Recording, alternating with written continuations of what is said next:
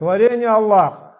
Творение Аллаха бывает из глины, как люди, мы с вами, из нура, из света Аллаха, это ангелы, которые не грешат.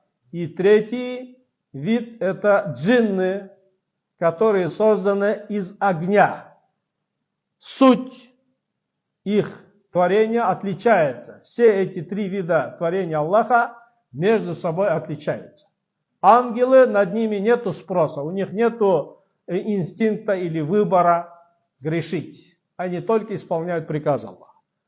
Но джинны и люди, у которых есть инстинкт, есть качества хорошие, положительные, отрицательные, греховные, есть разум, есть право выбора. И за это данное право выбора нам с ними придется отвечать в судный день.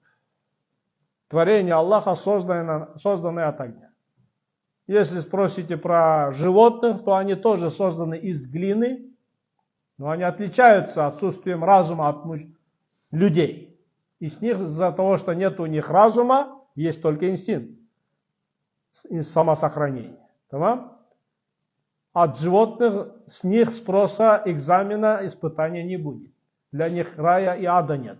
Но у джиннов есть разум, есть чувство, есть выбор. Это творение Аллаха. И в это надо уверовать всем мусульманам. Кто не уверовал, тот еще не принял ислам. Не утвердился в исламе. Творение Аллаха. Параллельный мир. И Аллах.